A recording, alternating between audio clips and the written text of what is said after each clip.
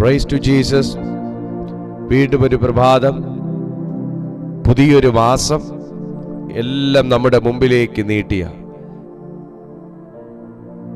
നമ്മുടെ കർത്താവും രക്ഷിതാവുമായ യേശുക്രിസ്തുവിന് ഞാൻ നന്ദി പറയുന്നു. യേശുക്രിസ്തുവിൻ്റെ നാമത്തിൽ ഓരോ ദിവസവും കർത്താവ് ശ്രേഷ്ഠവും മനോഹരവുമായി നടത്തുന്ന നല്ല ദൈവത്തിന് ഹൃദയം നിറഞ്ഞ നന്ദി അറിയിക്കുന്നു. ഈ പ്രഭാതത്തിൽ ഈ സന്ദേശം കേൾക്കുന്ന എല്ലാ ദൈവമക്കൾക്കും കർത്താവായ യേശുക്രിസ്തുവിൻ്റെ നാമത്തിൽ എൻ്റെ സ്നേഹവന്ദനം അറിയിക്കുന്നു. അതോടൊപ്പം ഒരു അനുഗ്രഹമേറിയ ദിവസവും അനുഗ്രഹമേറിയ മാസവും ഞാൻ നിങ്ങൾക്ക് ആശംസിക്കുന്നു. എല്ലാവർക്കും ശുഭദിനം. ഓരോ ദിവസത്തെയും സന്ദേശങ്ങളെ നിങ്ങൾ പ്രതീക്ഷയോടെ സ്വീകരിക്കുന്നതിനായി ഞാൻ എൻ്റെ ദൈവത്തെ മഹത്വപ്പെടുത്തുന്നു. അത് ദൈവചിന്തയിൽ നിന്ന് ഉരുത്തിരിഞ്ഞു വരുന്നതാകയാൽ അതിൻ്റെ ശക്തിയേറുന്നു. ആ സന്ദേശങ്ങൾക്കകത്ത് ദൈവത്തിൻ്റെ തന്നെ ജീവനെ അവൻ ഒളിപ്പിച്ചു വെച്ചിരിക്കുന്നു. അത് പ്രതീക്ഷയോടെ കണ്ടെത്തുന്ന മനുഷ്യനാണ് ഭാഗ്യവാൻ. ഹല്ലേലൂയ. ഒരു ദിവസം ഒരു സന്ദേശം അതൊരു പ്രസംഗമായി കാണുന്നവരിലല്ല, ഒരു ദിവസത്തെ ഒരു സന്ദേശം അത് എന്നോടുള്ള ദൈവശബ്ദമായി ഏറ്റെടുക്കുന്നവരുടെ ജീവിതത്തിലാണ് അത്ഭുതങ്ങൾ സംഭവിക്കുന്നത്. ഗലീലായിൽ യേശു വന്ന് പ്രസംഗിച്ചപ്പോൾ അത് യേശുവിൻ്റെ പ്രസംഗമായി കണ്ടവരുടെയും അതൊരു പ്രസംഗമായി കേട്ടവരുടെയും ജീവിതത്തിൽ ഒന്നും നടന്നിരുന്നില്ല. എന്നാൽ അതൊരു ദൈവശബ്ദമായി, അതൊരു പ്രതീക്ഷയായി, അത് അടുത്ത ഒരു വഴിയായി കണ്ടവരുടെ ജീവിതത്തിൽ അത് പ്രസംഗമായിട്ടല്ല പ്രവൃത്തികളായിട്ടാണ് പരിണമിച്ചത്. അങ്ങനെയാണെങ്കിൽ ഇന്ന് ഈ ഒരു സുപ്രഭാതത്തിൽ നിങ്ങൾ കേൾക്കുന്ന ഈ ശബ്ദത്തെ ഒരു പ്രസംഗമായിട്ടല്ല, ദൈവം നിങ്ങളുടെ ജീവിതത്തിൽ ചെയ്യാൻ പോകുന്നതായ പ്രവൃത്തിയായി നിങ്ങൾ കേൾക്കുകയാണെങ്കിൽ കർത്താവ് നിങ്ങളുടെ ജീവിതത്തിൽ ഒരു വലിയ പ്രവൃത്തി ചെയ്യുമെന്ന് മാത്രമല്ല, ഒരു പ്രതീക്ഷയ്ക്ക് വകയുണ്ട് എന്ന് ഞാൻ ഈ പ്രഭാതത്തിൽ നിങ്ങളോട് അറിയിക്കുകയാണ്. ഒരു പ്രതീക്ഷയ്ക്ക് വകയുണ്ട്, ഒരു പ്രതീക്ഷയ്ക്ക് വകയുണ്ട്. Glory to Jesus. എത്ര പേർക്ക് ആമേൻ പറയാൻ പറ്റും ഞാൻ പറഞ്ഞ ആ ഒരു വാക്കിന്? ഒരു പ്രതീക്ഷയ്ക്ക് വകയുണ്ട്. ഒരു പ്രതീക്ഷയ്ക്ക് വകയുണ്ടായിരുന്നത് കൊണ്ടാണ് വീണ്ടും ഒരു മാസത്തിലേക്ക് ദൈവം നിങ്ങളെ പ്രവേശിപ്പിച്ചിരിക്കുന്നത്. ഇനിയും ദൈവത്തിന് നിങ്ങളുടെ ജീവിതത്തിൽ ചെയ്യാനുള്ളത് കൊണ്ടാണ് വീണ്ടും ഒരു മാസത്തിലേക്ക് നമ്മെ കൊണ്ടെത്തിച്ചിരിക്കുന്നത്. ഇയ്യോബിന്റെ പുസ്തകം 14-ാമത്തെ അധ്യായം അതിൻ്റെ 7-ാമത്തെ വാക്യത്തിൽ നമുക്ക് ഈ വാക്യം കാണാൻ കഴിയും. ഒരു വൃക്ഷമായിരുന്നാൽ പ്രത്യാശയുണ്ട്, അതിനെ വെട്ടിയാൽ പിന്നെയും പൊട്ടിക്കിളിർക്കും, അത് ഇളം കൊമ്പുകൾ വിടാതിരിക്കുകയില്ല. ഹല്ലേലൂയ. ഞാൻ ആ വാക്യം ഒന്നുകൂടെ വായിക്കട്ടെ. അത് വായിക്കും തോറും എനിക്ക് പ്രതീക്ഷകൾ നൽകുകയാണ്. ഒരു വൃക്ഷമായിരുന്നാൽ പ്രത്യാശയുണ്ട്, അതിനെ വെട്ടിയാൽ പിന്നെയും പൊട്ടിക്കിളിർക്കും, അത് ഇളങ്കൊമ്പുകൾ വിടാതിരിക്കുകയില്ല. 8-ാമത്തെ വാക്യം കൂടെ ഞാൻ ചേർത്ത് വായിക്കുന്നത് നന്നായിരിക്കും. അതിൻ്റെ വേര് നിലത്ത് പഴകിയാലും അതിൻ്റെ കുറ്റി മണ്ണിൽ കെട്ടുപോയാലും വെള്ളത്തിൻ്റെ ഗന്ധം കൊണ്ട് അത് കിളിർക്കും, ഒരു തൈ പോലെ തളിർവിടും. ഞാൻ ഇന്ന് ആത്മാവിൽ ഈ ദൂത് കർത്താവ് എൻ്റെ കയ്യിൽ ഏൽപ്പിച്ചതിനെ ഞാൻ ഏറ്റെടുക്കുകയാണെന്ന് പറയുന്ന എത്ര ദൈവമക്കളുണ്ട് ഈ പ്രഭാതത്തിൽ. അവരെല്ലാവരും ഒരാമേൻ ടൈപ്പ് ചെയ്യുന്നത് നിങ്ങളുടെ പ്രൊഫറ്റിക്കൽ ആക്ഷനായി മാറും. എൻ്റെ പ്രിയപ്പെട്ടവരെ, ഈ തിരുവെഴുത്ത് വായിച്ച് പ്രസംഗിക്കണമെന്ന് എനിക്ക് തോന്നുന്നില്ല. കാരണം ഇത് സംഭവിക്കാൻ സാധ്യതയുള്ളതല്ല. സംഭവിക്കാൻ പോകുന്ന ഒരു ശക്തിയേറിയ ദൈവശബ്ദമാണ് ഈ മെയ് മാസം 1-ാം തീയതി കർത്താവ് നമുക്ക് തന്നിരിക്കുന്നത്. ഈ മെയ് മാസം 1-ാം തീയതി കർത്താവ് തന്നിരിക്കുന്നത് ഏപ്രിൽ മാസം 30-ാം തീയതി വരെ മണ്ണിൽ കെട്ടുപോയ ചില കുറ്റികളോടാണ്. ഈ ഏപ്രിൽ മാസം 30-ാം തീയതി വരെ മണ്ണിൽ കെട്ടുപോയ ചില കുറ്റികളോടാണ് ഈ ദൈവശബ്ദം പരിശുദ്ധാത്മാവ് അറിയിക്കുന്നത്. ആമേൻ. ഇന്നത്തെ ദിവസം ഈ സന്ദേശം കേൾക്കുമ്പോൾ ഈ പട്ടുപോയ എനിക്കിവിടുന്ന് എങ്ങനെ പൊട്ടിക്കിളിർക്കാൻ കഴിയുമെന്ന് ചിന്തിച്ചു നിൽക്കുന്ന താങ്കളോട് ദൈവാത്മാവ് പറയുന്നു, ആമേൻ, ഇതിന്റെ വേര് ഇനിയും മണ്ണിനടിയിലുണ്ടെങ്കിൽ ആ വേര് എത്ര പഴകിയാലും ഒരു പുതിയ തളിർ വിടാൻ ദൈവത്തിന്റെ ആത്മാവ് നിന്നെ ഉപയോഗിക്കുക തന്നെ ചെയ്യും. ഹല്ലേലൂയ. എനിക്ക് വളരെ പ്രതീക്ഷ തരുന്നത് ഇയ്യോബ് തന്നെ പറയുന്നു, മണ്ണിനടിയിൽ പഴകിയ വേര്. മണ്ണിനടിയിൽ പഴകിയ വേര്.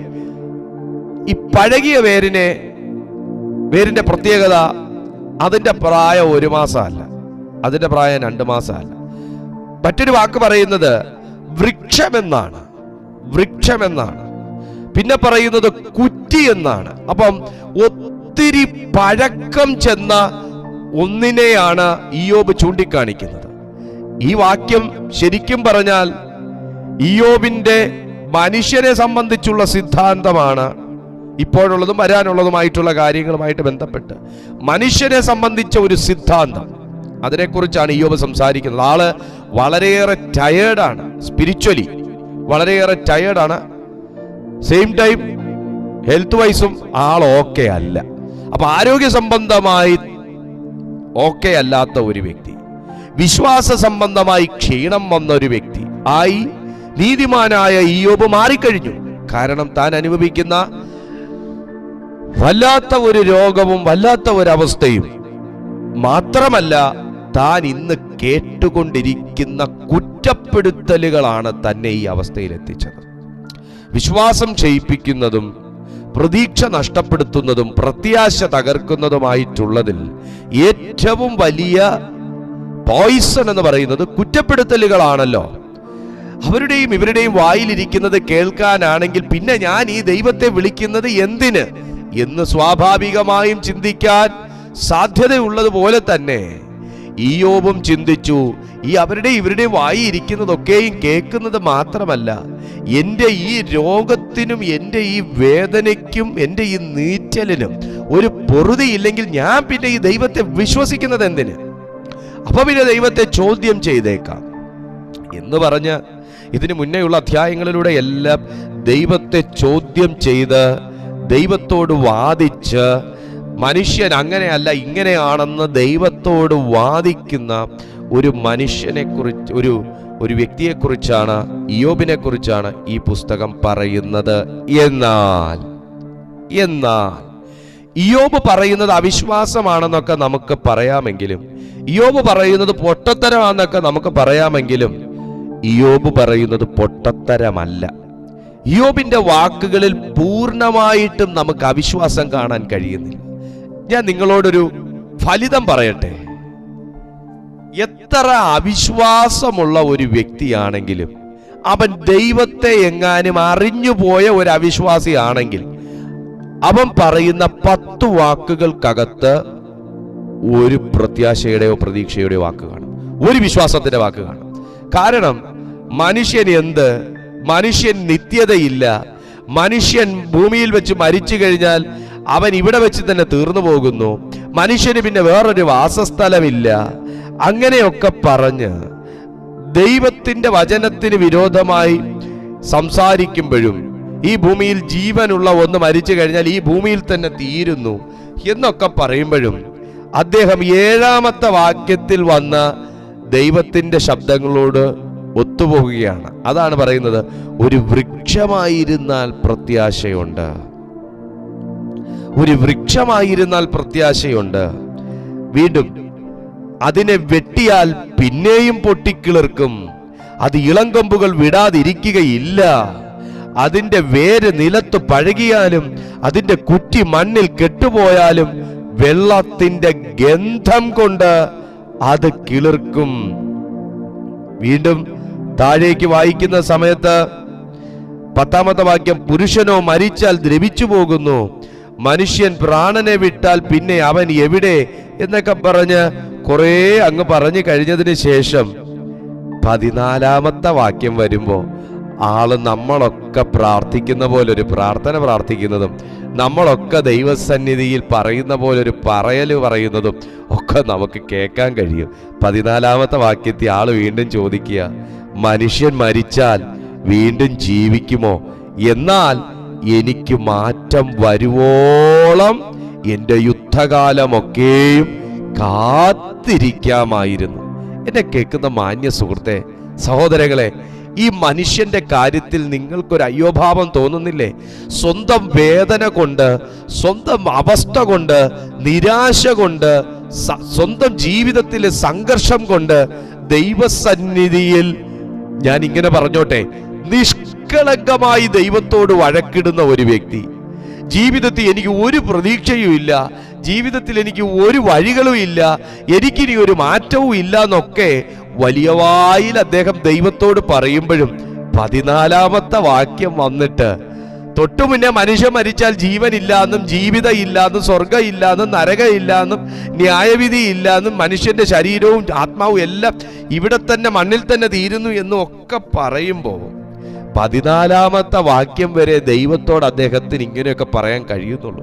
14-ാമത്തെ വാക്യത്തിൽ വീണ്ടും സംസാരിക്കുന്ന ഒരു ദൈവമുണ്ടെന്ന് അദ്ദേഹം വിശ്വസിക്കുന്നത് കൊണ്ടല്ലേ എന്നെ കേൾക്കുന്ന മാന്യ സുഹൃത്തെ ഈ ചോദ്യം ചോദിക്കാൻ താൻ തയ്യാറാകുന്നത്? അതെ, 13-ാമത്തെ അധ്യായം വരെ പ്രതീക്ഷയില്ലാത്തൊരു മനുഷ്യനെയാണ് കാണുന്നതെങ്കിൽ 14-ാമത്തെ അധ്യായം വരുമ്പോ സംസാരിക്കുന്ന ഒരു ദൈവമുണ്ടെന്ന് വീണ്ടും വിശ്വസിക്കുന്നു. ഞാൻ ഇന്ന് പുതിയ വിശ്വാസികളോടല്ല സംസാരിക്കുന്നത്. ദൈവമുണ്ട് എന്ന് ആദ്യമായി കേൾക്കുന്ന ആരും ഇതിനകത്തില്ല. അതുകൊണ്ട് തന്നെ ഞാൻ പുതിയ ഒരു വിശ്വാസികളോടല്ല ഞാൻ ഇന്ന് സംസാരിക്കുന്നത്. ആമേൻ. ഇവിടെ ദൈവം ഉണ്ട് എന്നറിയുന്ന ഒരു പുതിയ മനുഷ്യനുമല്ല ഇയ്യോബ്.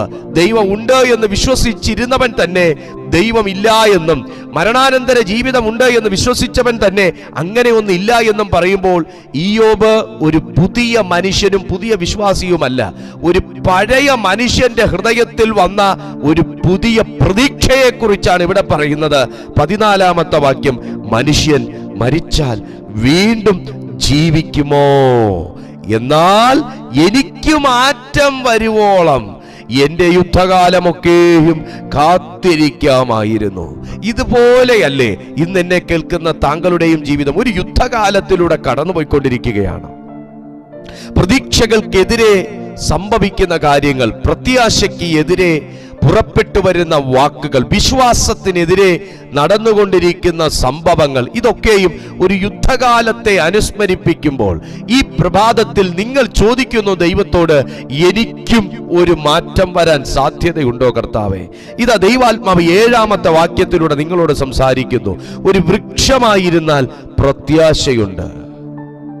ഒരു വൃക്ഷമായിരുന്നാൽ പ്രത്യാശയുണ്ട്. എന്നെയും നിങ്ങളെയും ഒക്കെ കർത്താവ് ഈ ഭൂമിയിൽ നട്ടിരിക്കുന്നത് വൃക്ഷങ്ങളായിട്ടാണ്. ഇയ്യോബ് ഇതിനെ മനുഷ്യനെ മനുഷ്യനെന്നും വൃക്ഷത്തെ വൃക്ഷമെന്നും പറയുമ്പോൾ രണ്ട് കാറ്റഗറിയായി തിരിച്ചിരിക്കുമ്പോൾ നമുക്ക് തിരുവെഴുത്തുകളിൽ തന്നെ അനേക സ്ഥലത്ത് മനുഷ്യനെ വൃക്ഷത്തോട് ഉപമിക്കുന്ന ദൈവത്തെക്കുറിച്ചും പ്രവാചകന്മാരെ കുറിച്ചും കാണാൻ കഴിയും. ഞാനും നിങ്ങളുമൊക്കെ ദൈവക്കണ്ണിലൊരു വൃക്ഷങ്ങളാണ്. ഒരിക്കൽ യേശു ഒരു വ്യക്തിയുടെ കണ്ണ് തുറന്ന് നീ എന്ത് കാണുന്നു എന്ന് ചോദിച്ചപ്പോൾ മനുഷ്യൻ വൃക്ഷങ്ങളെപ്പോലെ നടക്കുന്നത് ഞാൻ കാണുന്നു എന്നാണ് ഉത്തരം പറഞ്ഞത്. എന്നെയും നിങ്ങളെയും ഒക്കെ ഫലം പുറപ്പെടുവിക്കുന്ന വൃക്ഷങ്ങളായിട്ടാണ് ദൈവം നട്ടത്.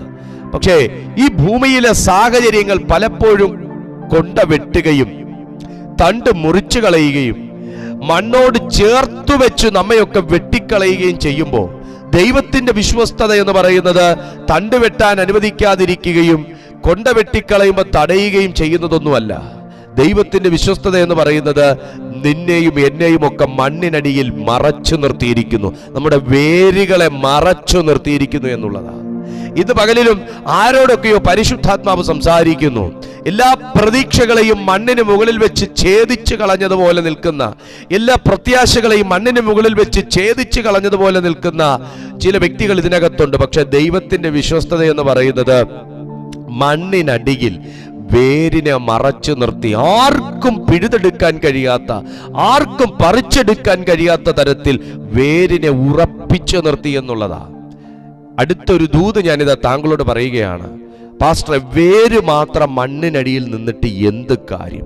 മണ്ണിനടിയിൽ താങ്കളെ ദൈവം നിർത്തിയിട്ടുണ്ടെങ്കിൽ, ഈ വേര് ഞാനാണെന്നും മണ്ണ് ക്രിസ്തുവാണെന്നും താങ്കൾ അറിയുകയാണെങ്കിൽ, ആമേൻ, ഇതിനകത്ത് ദൈവം നമ്മളെ നിർത്തിയിട്ടുണ്ടെങ്കിൽ, അടുത്ത വേദപുസ്തകം പറയുന്നു, വെള്ളത്തിന്റെ ഗന്ധം നിന്റെ അടുത്ത് കൊണ്ടുവരുന്ന വിശ്വസ്തനായ ദൈവവും തോട്ടക്കാരനുമായവനും എനിക്കും താങ്കൾക്കും ചുറ്റുമുണ്ട്. അതെ, ദൈവം നിർത്തിയിരിക്കുന്നത് പലരും വെട്ടിക്കളഞ്ഞിട്ടും പറഞ്ഞു പോകാതെ വണ്ണം ദൈവം നിർത്തിയിരിക്കുന്നത് ഒരു വെള്ളത്തിന്റെ ഗന്ധത്തെ കൊണ്ട് നിന്നെ ഒന്ന് മുളപ്പിച്ചെടുക്കാനാ. ഒരു ഞാൻ വെള്ളത്തിന്റെ നനവ് വേണമെന്ന് പറഞ്ഞിട്ടില്ല. വെള്ളത്തിന്റെ ഗന്ധമെന്ന് ബൈബിൾ പറയുമ്പോൾ വെള്ളത്തിന്റെ ഗന്ധത്തിന്, ദൈവം കൊണ്ടുവരുന്ന വെള്ളത്തിന്റെ ഗന്ധത്തിന് തന്നെ, ഓ മൈ ഗാഡ്, ദൈവം കൊണ്ടുവരുന്ന വെള്ളത്തിന്റെ ഗന്ധത്തിന് തന്നെ നമ്മിൽ നിന്നും തളിരിടുവാൻ കഴിയും. ഈ ഏപ്രിൽ മാസം 30-ാം തീയതി വരെയും പലരും താങ്കളുടെ മേൽ കൈവച്ചിട്ടുണ്ടായിരിക്കും. ഏപ്രിൽ മാസം 30-ാം തീയതി വരെയും ഒരു പ്രതീക്ഷയില്ലാതിരുന്ന ഒരു വ്യക്തിയായിരിക്കും. പക്ഷേ ഈ മെയ് മാസം 1-ാം തീയതി കയറ്റി നിർത്തിക്കൊണ്ട് ആത്മാവ് പറയുന്നു, ഒരു വെള്ളത്തിന്റെ ഗന്ധം നിന്റെ മേൽ ദൈവാത്മാവ് അയക്കാൻ പോകുകയാണ്. ഒരു വെള്ളത്തിന്റെ ഗന്ധം. അസ്ഥിത്താഴ്വരയിൽ കിടക്കുന്ന അസ്ഥികൾക്ക് വെള്ളത്തിന്റെ ഗന്ധമല്ല വേണ്ടത്, അവിടെ കാറ്റിന്റെ ഗന്ധമാണ് വേണ്ടത്. അവിടെ ഒരു ശബ്ദത്തിന്റെ ഗന്ധമാണ് വേണ്ടത്. എല്ലാവർക്കും ഒരേ മരുന്നല്ല എന്ന് പറയുന്നത് പോലെ എല്ലാവർക്കും ഒരേ ദൈവപ്രവൃത്തിയല്ല. ഈ പ്രഭാതത്തിൽ ഈ സന്ദേശങ്ങൾ കണ്ടുകൊണ്ടിരിക്കുന്ന നൂറുകണക്കിന് ആൾക്കാർക്ക്, ആയിരക്കണക്കിന് ആൾക്കാർക്ക്, 10,000-കണക്കിന് ആൾക്കാർക്ക് എല്ലാവർക്കും ഒരേ ദൈവപ്രവൃത്തിയല്ല. ആമേൻ. നോക്കുക, ആമേൻ, പ്രൈസ് ടു ജീസസ്. അസ്ഥിത്താഴ്വരയിലെ അസ്ഥികൾക്കൊരു കാറ്റിന്റെ ഗന്ധമാണ് ആവശ്യമെങ്കിൽ, ആമേൻ, ഒരു വൃക്ഷത്തിന്റെ വേരിന് വെള്ളത്തിന്റെ ഗന്ധമാണ് ആവശ്യമെങ്കിൽ, ഒരു മനുഷ്യനെ സംബന്ധിച്ച യേശുവിന്റെയും ദൈവവചനത്തിന്റെയും സ്പർശനമാണ് ആവശ്യമെങ്കിൽ, ഇന്ന് പകലിൽ ദൈവാത്മാവ് അത് ചെയ്യാൻ വിശ്വസ്തനാണ്. താങ്കളുടെ ജീവിതത്തെ നോക്കി ദൈവാത്മാവ് പ്രവചിക്കുന്നു. ആമേൻ. മണ്ണിന് മുകളിൽ കാൽ ഉറപ്പിച്ച് നിന്നുകൊണ്ട് വളർന്നു വന്ന് നിന്നെ വെട്ടി നിലംപരിചാക്കാൻ വേണ്ടി പലരും ആയുധങ്ങളുമായി പുറപ്പെട്ടു വന്ന് അത് ചെയ്തു എന്ന ചാരിതാർത്ഥ്യത്തിൽ അവർ വസിക്കുമ്പോൾ, അവർ പോലും അറിയാതെ മണ്ണിനടിയിൽ മറച്ചുവെച്ച് പുതു തളിരിടുവാൻ വേണ്ടി ദൈവം ഒരു വൃക്ഷത്തെ മറച്ചു നിർത്തിയതുപോലെ ദൈവവചനത്തിനകത്തും ദൈവശക്തിക്കകത്തും ദൈവകൃപയ്ക്കകത്തും പൊതിഞ്ഞു സൂക്ഷിച്ചിരിക്കുന്ന നിന്റെ വേരിനെ ഒരു ഗന്ധം തട്ടിച്ച്, വെള്ളത്തിന്റെ ഗന്ധം തട്ടിച്ച് ഈ പുതുമാസത്തിൽ ദൈവം കിളിർപ്പിക്കുമെന്ന്, നിന്റെ പ്രതീക്ഷകളെ കിളിർപ്പിക്കുമെന്ന്, നിന്റെ പ്രാർത്ഥനകളെ കിളിർപ്പിക്കുമെന്ന് പരിശുദ്ധാത്മാവ് ദൂത് പറയുകയാണ്. ഹല്ലേലൂയ. ഒരു വൃക്ഷമായിരുന്നാൽ പ്രത്യാശയുണ്ട്. ലൂക്കോസിന്റെ സുവിശേഷം 13-ാമത്തെ അധ്യായം, 13-ാമത്തെ അധ്യായം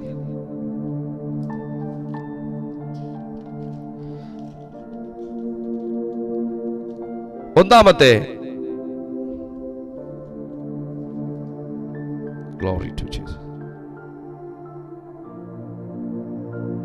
6-ാമത്തെ വാക്യം, 13-ാമത്തെ അധ്യായം 6-ാമത്തെ വാക്യം. ഒരുത്തന് തന്റെ മുന്തിരിത്തോട്ടത്തിൽ നട്ടിരുന്ന ഒരു അത്തിവൃക്ഷം ഉണ്ടായിരുന്നു. അവൻ അതിൽ ഫലം തിരഞ്ഞു വന്നു, കണ്ടില്ലതാൻ. അവൻ തോട്ടക്കാരനോട്, ഞാൻ ഇപ്പോൾ 3 സംവത്സരമായി ഈ അത്തിയിൽ ഫലം തിരഞ്ഞു വരുന്നു, കാണുന്നില്ലതാൻ. അതിനെ വെട്ടിക്കളക, അത് നിലത്തെ നിഷ്ഫലമാക്കുന്നത് എന്തിന് എന്ന് പറഞ്ഞു. അതിനവൻ, കർത്താവേ, ഞാൻ അതിന് ചുറ്റും കിളച്ച് വളമിടുവോളം ഈ ആണ്ടും കൂടെ നിൽക്കട്ടെ, മേലാൽ കായ്ച്ചില്ലെങ്കിലോ, ഇല്ലെങ്കിൽ വെട്ടിക്കളയാം എന്ന് ഉത്തരം പറഞ്ഞു. ഒരു തോട്ടക്കാരൻ ഒരു തോട്ടത്തിന്റെ ഉടയവൻ തോട്ടക്കാരനെ കൊണ്ട് പ്രതീക്ഷയോടുകൂടെ നട്ട ഒരത്തിവൃക്ഷത്തിൽ ഫലം കാണാത്തതിന്റെ പേരിൽ ഒരു തോട്ടക്കാരനും തോട്ടത്തിന്റെ ഉടയവനും ഇത്രത്തോളം അസ്വസ്ഥനാകുന്നു എന്നുണ്ടെങ്കിൽ, കാരണം ആ അത്തിവൃക്ഷത്തിന്റെ തൈക്ക് വില കൊടുത്തു, തോട്ടക്കാരന് റെമ്യൂണറേഷൻ കൊടുത്തു, തോട്ടക്കാരൻ മണ്ണിന് വിയർപ്പ് കൊടുത്തു, അധ്വാനം കൊടുത്തു, സമയം കൊടുത്തു, അങ്ങനെയെല്ലാം നട്ട് വളരെ പ്രതീക്ഷയോടെ പരിപാലിച്ചു വന്ന അത്തിക്ക് ഇത്രയും വർഷമായിട്ടും ഫലം കായ്ക്കാൻ കഴിയുന്നില്ല എന്ന് പറയുമ്പോൾ, 3 സംവത്സരമായി ഫലം കായ്ക്കാൻ കഴിയുന്നില്ലെന്ന് ബൈബിൾ പറയുമ്പോൾ,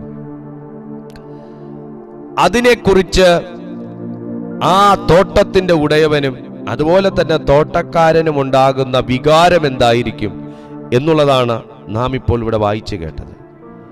കേവലം ഒരു അത്തിവൃക്ഷത്തെക്കുറിച്ച് ഇങ്ങനെയാണെങ്കിൽ, മനുഷ്യരാകുന്ന എന്നെയും നിങ്ങളെയും ഒക്കെ നല്ല വൃക്ഷങ്ങളായി, നല്ല തൈകളായി ക്രിസ്തുവിൽ അവൻ ഭൂമിയിൽ നട്ടുവെച്ചേക്കുമ്പോൾ, ഒന്ന്, ഞാൻ ഫലം കായ്ക്കാത്തതിൽ എൻ്റെ ദൈവത്തിന് വിഷമമില്ലേ? 2, ഞാനും നിങ്ങളും ഫലം പുറപ്പെടുവിച്ചില്ലെങ്കിലും ദൈവത്തിന് വിഷമം വന്നുകൂടായോ? ഇത് രണ്ടും വളരെ പ്രാധാന്യം അർഹിക്കുന്ന ചിന്തയാണ്. ഒന്ന്, ഫലം പുറപ്പെടുവിക്കണമെന്ന് എനിക്ക് ആഗ്രഹമുണ്ടായിട്ടും ഫലം പുറപ്പെടുവിക്കാൻ കഴിയാത്ത സാഹചര്യങ്ങൾ എൻ്റെ ദൈവം കാണുന്നു. ദൈവം നിശ്ചയമായിട്ടും അതിൻ്റെ മേൽ ഒരു പ്രവൃത്തി ചെയ്യും. 2, ദൈവം ഞാൻ ഫലം പുറപ്പെടുവിക്കണമെന്ന് ആഗ്രഹിച്ചിട്ടും ഞാൻ ആത്മീയ അലസനായി, ആത്മീയ മടിയനായി ഞാൻ നടക്കുകയാണെങ്കിൽ, ഹല്ലേലൂയ, ഞാനൊരു ഫലം എൻ്റെ ദൈവത്തിന് കൊടുക്കുന്നില്ലെങ്കിൽ നിശ്ചയമായും സുനിശ്ചയമായും എൻ്റെ ദൈവം ആ വിഷയത്തിലും ശക്തമായി ഇടപെടും. ഈ പ്രഭാതത്തിൽ ഒരു വൃക്ഷമായിരുന്നാൽ പ്രതീക്ഷയുണ്ടെന്ന് മനുഷ്യനായ ഇയ്യോബ് പ്രസ്താവിക്കണമെങ്കിൽ, ഒരു വൃക്ഷമായിരുന്നാൽ പ്രതീക്ഷയുണ്ടെന്ന് ദൈവം എത്രയധികമായി വിശ്വസിക്കണം. എന്നെയും നിങ്ങളെയും ഒക്കെ കർത്താവ് നട്ടിരിക്കുന്നത് ഫലം കായ്ക്കാനാണ്. പക്ഷേ ലോകവും മനുഷ്യരും സാഹചര്യങ്ങളും അവസ്ഥകളും ഒക്കെ, കാലാവസ്ഥയും ഒക്കെ നമ്മുടെ പ്രതീക്ഷകളുടെ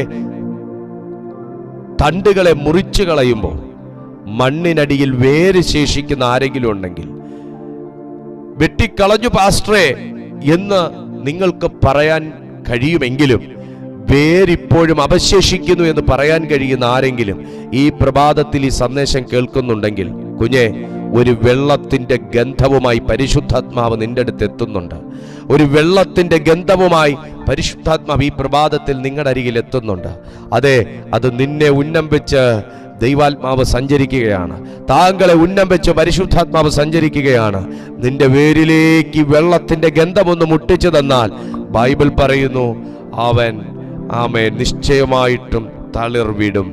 ഒരു വൃക്ഷമായിരുന്നാൽ പ്രത്യാശയുണ്ട്. അതിനെ വെട്ടിയാൽ പിന്നെയും പൊട്ടിക്കിളർക്കും. നിന്നെ വെട്ടിയ ആൾക്കാരുണ്ടോ? വാക്കുകൾ കൊണ്ട് നിന്നെ വെട്ടിയോ?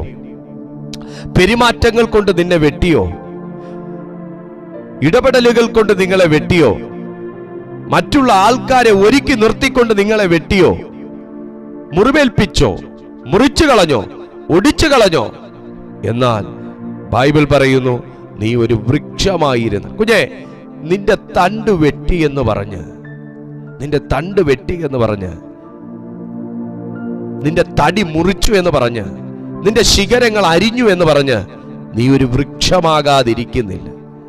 ഞാൻ കണ്ടിട്ടുണ്ട്, നന്നായിട്ട് വൃക്ഷങ്ങളെ കുറിച്ച് അറിയുന്ന ചില വ്യക്തികൾ വൃക്ഷത്തിന്റെ വേര് കണ്ടിട്ട് ഇത് ഇന്ന വൃക്ഷത്തിൻ്റെതാ എന്ന് പറയുന്നത്.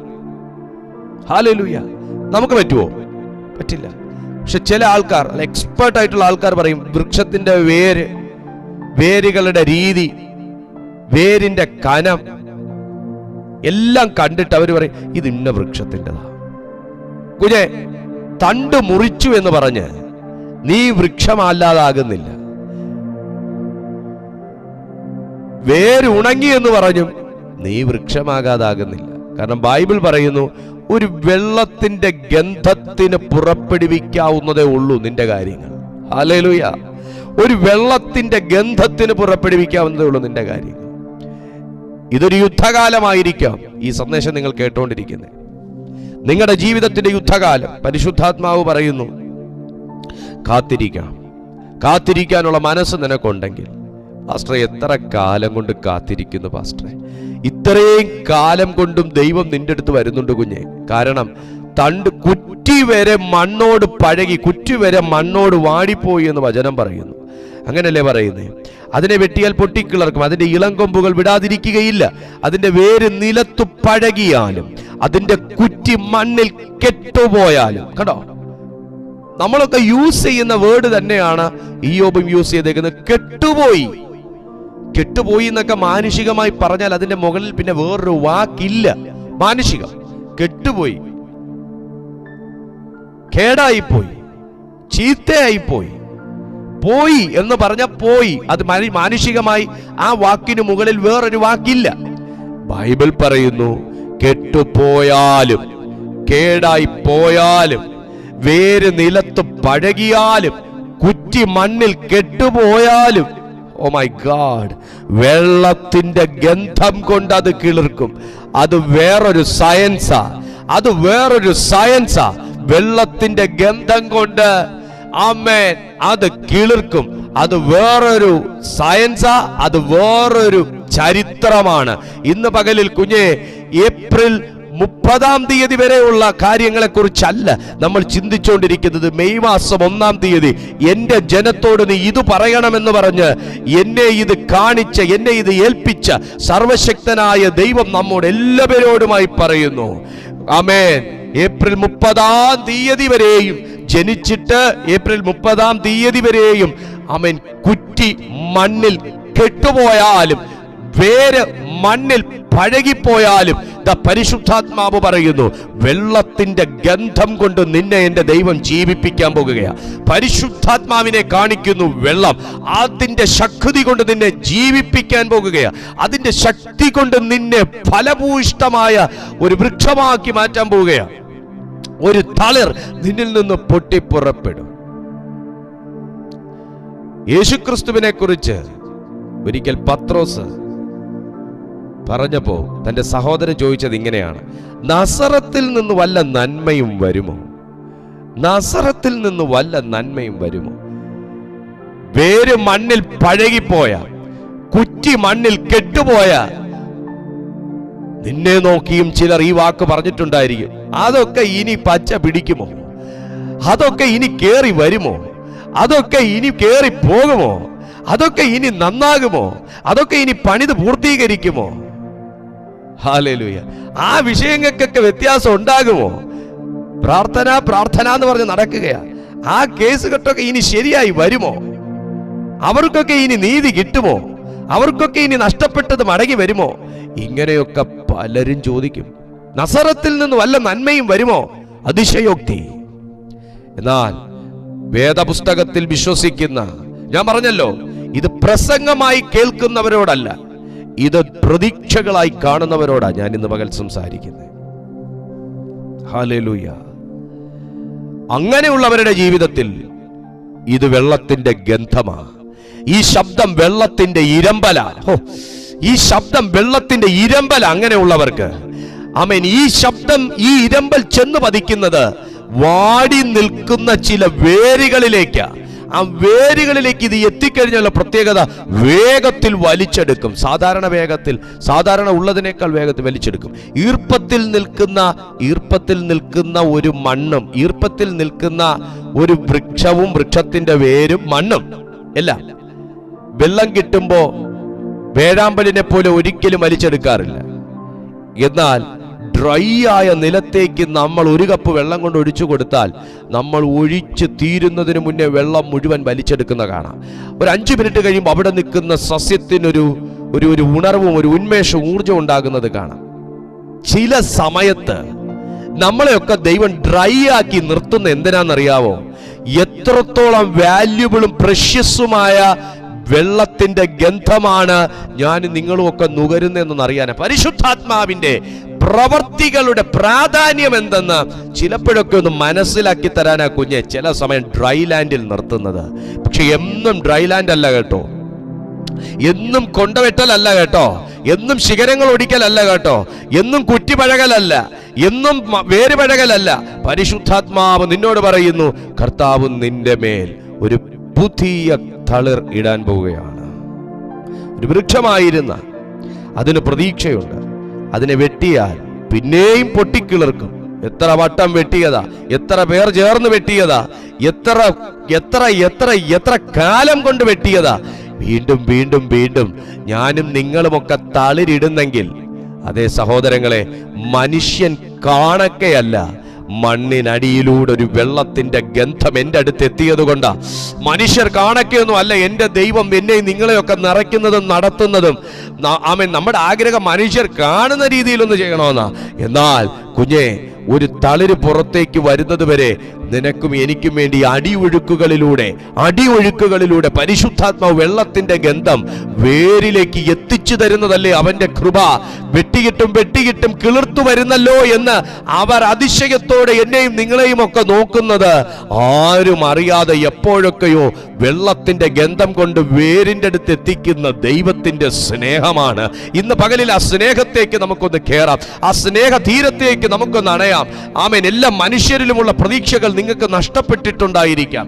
എല്ലാ വ്യക്തികളിലുമുള്ള പ്രതീക്ഷകൾ നിങ്ങൾക്ക് നഷ്ടപ്പെട്ടിട്ടുണ്ടായിരിക്കാം. പക്ഷേ പ്രാർത്ഥനയിൽ നിനക്കൊരു പ്രതീക്ഷയുണ്ടെങ്കിൽ, ദൈവവചനത്തിൽ നിനക്കൊരു പ്രതീക്ഷയുണ്ടെങ്കിൽ, കർത്താവിൽ നിനക്കൊരു പ്രതീക്ഷയുണ്ടെങ്കിൽ, ഇന്ന് പ്രഭാതത്തിൽ ഈ സന്ദേശം നിന്നെ തളിരിടാൻ സഹായിക്കും കുഞ്ഞെ, തളിരിടാൻ സഹായിക്കും. കണ്ണുകളടയ്ക്കാൻ പ്രാർത്ഥിക്കാം. ഞാൻ കാത്തിരിക്കണമോ എന്ന് ഇയ്യോബ് ദൈവത്തോട് ചോദിച്ചതിന്റെ പിന്നിലും എല്ലാ പ്രതീക്ഷകളും അസ്തമിച്ച ഒരു അവിശ്വാസിയുടെ അധിക പ്രസംഗങ്ങളായി തിരുവെഴുത്തുകളിൽ ഇത് രേഖപ്പെടുത്തി വെച്ചിരിക്കുമ്പോൾ 13-ാമത്തെ വാക്യവും അധ്യായവും 14-ാമത്തെ അധ്യായവും ഒക്കെ രേഖപ്പെടുത്തി വെച്ചിരിക്കുമ്പോൾ, അത് എല്ലാം തകർന്ന, സ്വന്തം ഭാര്യ പോലും തള്ളിപ്പറഞ്ഞ, കൂട്ടുകാർ തള്ളിപ്പറഞ്ഞ, സോഫറിന്റെ കുറ്റാരോപണങ്ങളൊക്കെ കേട്ട, ആമേൻ, ഒരു ഹൃദയം തകർന്ന,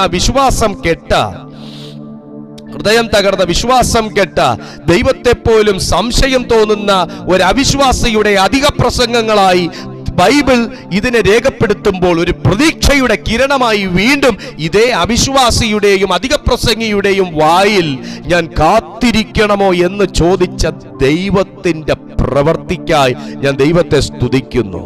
ഞാനും നിങ്ങളൊക്കെ ഇതുപോലെ ചില അധിക പ്രസംഗികളായിരുന്നു. പക്ഷേ ആ അവിശ്വാസത്തെയും അധിക പ്രസംഗത്തെയും ഒക്കെ ശാസിച്ചത് മനുഷ്യർ കാണുകയല്ല, വ്യക്തിപരമായ ജീവിതത്തിൽ നമ്മുടെയൊക്കെ പ്രാർത്ഥനാ മുറികളിലും നമ്മുടെയൊക്കെ കട്ടിലുകളിലും ഒക്കെ കിടന്ന് നിരാശ കൊണ്ടും നെടുവീർപ്പ് കൊണ്ടും കരഞ്ഞപ്പോ ആരും കാണാതെ, കണ്ണുനീരൊഴുകുന്നതാണെങ്കിൽ മനുഷ്യൻ കാണും, പക്ഷെ പരിശുദ്ധാത്മാവിന്റെ സ്നേഹത്തിന്റെ നീരൊഴുക്കുകൾ ആരും കാണത്തില്ല. പക്ഷെ എന്റെയും നിങ്ങളുടെയും ഒക്കെ കണ്ണുകൾ നിറഞ്ഞു കലങ്ങിയപ്പോ, ഒഴുകിയപ്പോ, ആരും അറിയാതെ നമ്മുടെ വേരുകളിലേക്ക്, വിശ്വാസത്തിന്റെ വേരുകളിലേക്ക് കെട്ടുപോകും ആ വിശ്വാസം എന്നറിഞ്ഞതുകൊണ്ട് അവൻ അടിയൊഴുക്കുകൾ പോലെ വന്ന് എന്റെയും നിങ്ങളുടെയും ഒക്കെ വേരുകളിൽ ആ ഒരു ഗന്ധം തട്ടിച്ചതാണ് ഇന്ന് ദൈവത്തിന് പ്രയോജനപ്പെടുന്ന പാത്രങ്ങളാക്കി നിർത്തിയിരിക്കുന്നത്. ദൈവം നിന്നെ എത്ര സ്നേഹിക്കുന്നു കുഞ്ഞെ, ദൈവം നിന്നെ എത്രത്തോളം കാണുന്നു, ദൈവം നിന്നെ എത്രത്തോളം അറിയുന്നു. കുറ്റി വെട്ടിയിട്ടും വീണ്ടും പ്രതീക്ഷയുടെ വേരുകൾ ദൈവം ഭൂമിയിൽ ബാക്കി വെച്ചതാണ് അവന്റെ വിശ്വസ്തത. ബൈബിൾ പറയുന്നു, അത് വീണ്ടും കിളിർക്കാനാണ്. കാത്തിരിക്കുന്ന നിന്റെ ജീവിതത്തിൽ വീണ്ടും കിളിർക്കാനാണ്. കാത്തിരിക്കുന്ന നിന്റെ ജീവിതത്തിൽ, യുദ്ധകാലത്തും കാത്തിരിക്കുന്നതാണ് ഏറ്റവും വലിയ ഭാഗ്യം. ഈ യുദ്ധം ഇന്ന് അവസാനിക്കും, ഈ ശരീരത്തോടുള്ള യുദ്ധം ഇന്ന് അവസാനിക്കും, മനസ്സിനോടുള്ള യുദ്ധം ഇന്ന് അവസാനിക്കും എന്ന് കാത്തിരിക്കുന്നതാണ് ഏറ്റവും വലിയ കൃപ. ദൈവം നിന്നോട് പറയുന്നു, നിന്റെ യുദ്ധകാലം തീർന്നു പോകും. ഇയ്യോബ് ചോദിക്കുന്നു, അങ്ങനെ സംഭവിക്കുമെങ്കിൽ ഞാൻ ഈ യുദ്ധകാലത്തൊക്കെയും കാത്തിരിക്കാൻ തയ്യാറാണ്. ദൈവാത്മാവ് നിന്റെ ജീവിതത്തിൽ വലിയ കാര്യങ്ങൾ ചെയ്യാൻ പോവുകയാണ്. ദൈവാത്മാവ് നിന്റെ ജീവിതത്തിൽ വലിയ കാര്യങ്ങൾ ചെയ്യാൻ പോവുകയാണ്. എല്ലാ കണ്ണുകളും അടയട്ടെ. ദൈവസന്നിധിയിൽ എല്ലാ കണ്ണുകളും അടയട്ടെ. പറഞ്ഞേ, കർത്താവേ, ഈ മെയ് മാസം ഒരു പുതിയ പ്രതീക്ഷ പരിശുദ്ധാത്മാവ് തന്നിരിക്കുന്നതിനായി സ്തോത്രം. കേട്ട വചനം പോലെ വലിയ മാറ്റങ്ങൾ കൊണ്ടുവരുന്ന അത്ഭുതകരമായ ഒരു ദൈവപ്രവൃത്തി, പരിശുദ്ധാത്മാവിന്റെ വെള്ളത്തിന്റെ ഗന്ധം ഞങ്ങളിലേക്ക് സ്വീകരിച്ച് പ്രാർത്ഥിക്കുന്നു. കർത്താവേ, അടിയനെ കണ്ടുകൊണ്ടിരിക്കുന്ന ഓരോ ജനത്തിനായി സ്തോത്രം. ഈ ജനത്തെ അവിടുന്ന് അനുഗ്രഹിച്ചാട്ട്, ഈ ജനത്തെ അവിടുന്ന് ബലപ്പെടുത്തിയാട്ട്, ഈ ജനത്തെ അവിടുന്ന് വഴി നടത്തിയാട്ട്. കർത്താവേ, ഈ സന്ദേശം ഇവരെ ജീവിപ്പിച്ചിരിക്കാൻ സ്തോത്രം.